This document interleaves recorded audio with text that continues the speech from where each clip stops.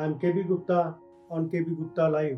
Friends, जैसा कि आप में से कई लोगों ने मुझे कहा था कि मैं अपनी कैरियर जर्नी पर वीडियोस बनाऊं, और उसी कड़ी में ये मेरी दूसरी वीडियो है।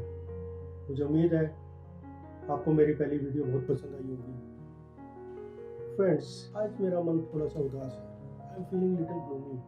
उसका कारण है कि अभी पिछले दिनों एक खबर सुनने को मिली कि उत्तर प्रदेश में बैंक ऑफ बड़ौदा का एक मैनेजर अपनी बाइक पर घर से ब्रांच में जा रहा था और रास्ते में कुछ लोगों ने उसे गोलियां मारी और वहीं पे उसकी डेथ हो गई। इस तरह लगभग 2 साल पहले बिहार में भी ऐसा हुआ था कि एक यंग ब्रांच मैनेजर अपनी बाइक पर घर से ब्रांच में जा रहा था और रास्ते में कुछ लोगों ने उसे गोलियां मार दी और वो मर गया। ये बहुत दुखद समाचार है। अभी यूपी वाले की क्लैरिटी तो नहीं है, लेकिन बिहार वाले में पता लगा कि कुछ लोगों ने बैंक से लोन लिया था और जब मैनेजर लोन वापसी का तकाजा करने लगा, लोन रिपेमेंट का तकाजा करने लगा, तो उन्होंने उसे गोली से मार दिया। ये बहुत दुखद स्थिति है। मेरा ये 2 एग्जाम्पल देने का मतलब ये था कि बैंक की नौकरी में भी बहुत खतरे होते हैं, बहुत रिस्क होते हैं। इसमें फाइनेंशियल रिस्क ही नहीं, आपको फिजिकल रिस्क भी रहते हैं। मैंने भी इस तरह के खतरे झेले हैं। आज की इस वीडियो में आपको मैं वही सब कुछ बताने वाला हूँ कि मैंने क्या क्या फेस किया और कैसे उसमें से निकला। लेकिन पिछली वीडियो से स्टोरी कंटिन्यू करते हुए तकरीबन 9 साल के बाद मेरी प्रमोशन ऑफिसर से मैनेजर की हो गई। उस समय नया गवर्नमेंट का रूल आया था कि ऑफिसर से मैनेजर बनने के लिए किसी भी ऑफिसर को 2 साल के लिए गांव की ब्रांच में काम करना ज़रूरी था, क्योंकि रूल नया आया था और बहुत से ऐसे लोग थे जिनको रूरल ब्रांचेज में जाना था और रूरल ब्रांचेज का नंबर कम था। तो इसलिए गवर्नमेंट ने उस साल रिलैक्सेशन दे दिया कि आप प्रमोशन के बाद भी रूरल ब्रांचेज में पोस्टिंग कर सकते हैं। मेरी प्रमोशन होते ही ट्रांसफ़र का सिलसिला शुरू हुआ। हालांकि मैं चाहता था कि इमीडिएटली मुझे किसी गांव की रूरल ब्रांच में पोस्ट कर दिया जाए, लेकिन कहीं पे भी कोई वैकेंसी नहीं थी। इसलिए मुझे बैंक ने दूर की एक ब्रांच में पोस्ट कर दिया। लेकिन उस ब्रांच में मैंने 50 दिन ही काम किया था, तो बैंक ने कहा कि आपका नंबर रूरल ब्रांच में आ गया है और मुझे किसी दूसरी रूरल ब्रांच में पोस्ट कर दिया गया। उस रूरल ब्रांच में मैं नंबर 2 ऑफिसर के तरीके से काम करने लगा। अच्छा माहौल था। वहाँ पे एक हमारे वैल्यूएबल कस्टमर आते थे। उस समय वैल्यूएबल कस्टमर का मतलब था कि वो बैंक को बहुत सारा डिपॉजिट देते थे और उनका बहुत सा पैसा बैंक में जमा था। हम भी उनको बड़ी रिस्पेक्ट देते थे, वो भी हमसे अच्छा बिहेवियर करते थे। लेकिन एक दिन मेरे ब्रांच मैनेजर ने बताया कि ये सज्जन मर्डर के केस में लाइफ इम्प्रिजनमेंट काट के आए हैं। ये सुनकर तो मैं थोड़ा सा डर गया। मुझे लगा पता नहीं मेरी जान को खतरा तो नहीं है, लेकिन उनसे बड़ा प्रेम रहा, कभी ऐसा कुछ भी नहीं हुआ। एक्चुअली हुआ ये था कि उनके 2 लड़के थे, वो दोनों लड़के जर्मनी में माइग्रेट कर गए थे। वो वहाँ से अपने पिताजी को पैसा डॉलर्स में या यूरोज़ में भेजते थे और वो पैसा इंडियन रुपीज़ में कन्वर्ट होकर काफ़ी हो जाता था, इसलिए वो हमारे वैल्यूएबल कस्टमर थे। कुछ दिन बाद उनकी लड़की की शादी तय हुई, तो उन्होंने मुझे कहा कि मुझे लड़की के दहेज के लिए कुछ आइटम्स खरीदनी है, क्या तुम मेरे साथ शहर में मुझे मदद करोगे? मेरे मैनेजर ने कहा जाना पड़ेगा, ये हमारे वैल्यूएबल कस्टमर है।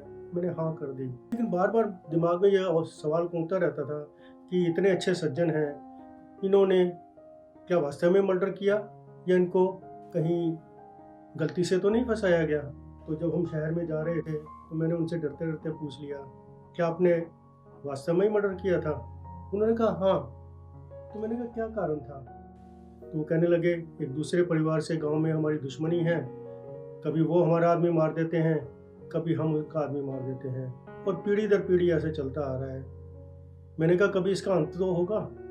उन्होंने कहा अंत कर दिया ना, अब मेरे बेटे जर्मनी चले गए हैं और इन बातों से उनका कोई लेना देना नहीं है। मैंने भी राहत की सांस ली। इसके 6 महीने बाद पास की एक और गांव की ब्रांच में मेरा ट्रांसफ़र एज ब्रांच मैनेजर हो गया। उस गांव में एक धर्मगुरु रहते थे। उन धर्मगुरु का वहाँ पे आश्रम और डेरा था, और उस गांव के रहने वाले सभी लोग उस धर्म गुरु के अनुयायी थे।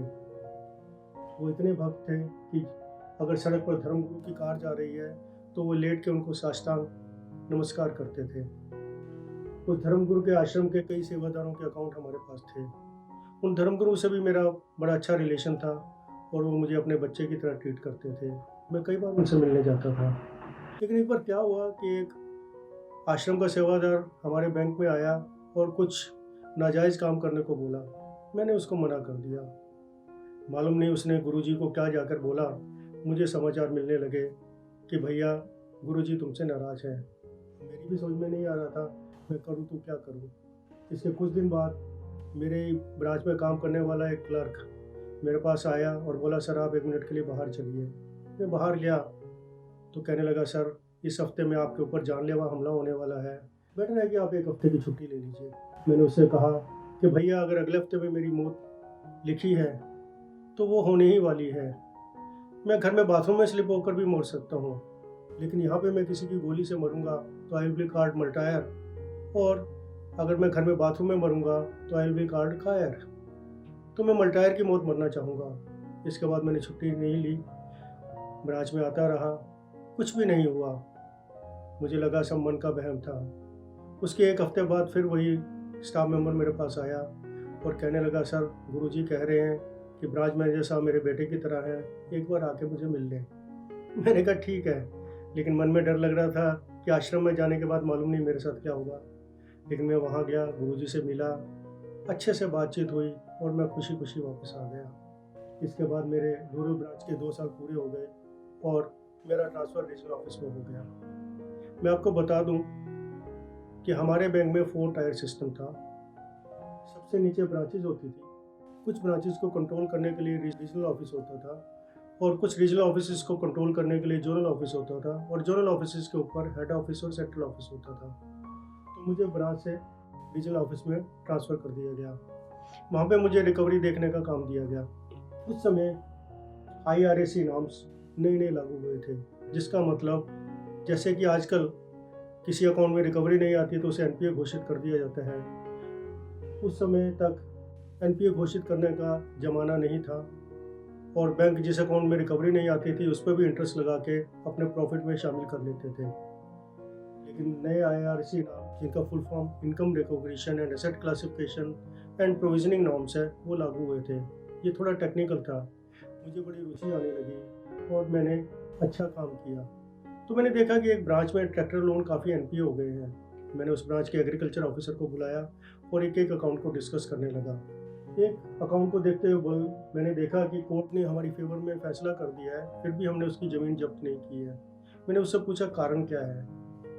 वो बोला कि ये सरदार बड़ा खूंखार है और जैसे ही हम उससे पैसे लेने के लिए जाते हैं या उसकी ज़मीन पर कब्जा करने के लिए जाते हैं कोर्ट के कर्मचारी के साथ, वो बंदूक लेके दौड़ पड़ता है, तो इसलिए जाते हुए डर लगता है। मैंने कहा चलो इस संडे हम दोनों जाएंगे। वो बड़ा कतरा रहा था। मैंने कहा देखो भाई, तुम्हारी तो अभी शादी नहीं हुई है, मेरी तो शादी के अलावा 2 छोटे छोटे बच्चे हैं, लेकिन फिर भी मैं तुम्हें आश्वासन देता हूँ कि जाते हुए मैं बाइक चला कर जाऊँगा ताकि सामने से गोली लगे तो मुझे लगे, और वापस आते हुए तुम बाइक चलाना ताकि गोली लगे तो मेरी पीठ पर लगे। डरते डरते वो तैयार हो गए। उसके बाद संडे को हम गाँव में गए। जाते ही मैंने पंजाबी में सरदार जी को बोला, क्या हुआ सरदार जी, आप हमसे लोन लेके हमें भूल गए हैं? तो बोला नहीं ऐसा नहीं है। उसने हमें रिस्पेक्ट से अपने घर में चारपाई पे बिठाया, मलाई वाली चाय पिलाई और मैंने उससे कहा कि आप कैसे अपनी रिकवरी दे सकते हैं। वो बहुत कन्विंस हो गया और बोला कि सर अगले हफ्ते मैं बैंक में आके अपने अकाउंट को सेटल कर दूंगा। तो भगवान की दया से मेरे साथ 3 किस्से हुए और तीनों का ही बड़ा सुखद अंत हुआ। मैं चाहता हूँ कि सभी बैंक के कर्मचारियों का सुखद अंत हो। रीजनल ऑफिस में मुझे एक और एक्सपीरियंस हुआ, जिसके बाद मुझे बैंक में IT यानी कि इंफॉर्मेशन टेक्नोलॉजी एक्सपर्ट माना जाने लगा। लेकिन इसके बारे में अगली वीडियो में बताऊंगा। तब तक के लिए अलविदा, bye bye.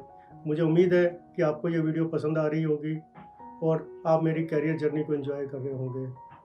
Friends, I hope you like this video. If yes, then press like and share button and subscribe to my channel. Don't forget to press bell icon to know about my upcoming videos. I'm sure you are liking my videos. Thank you.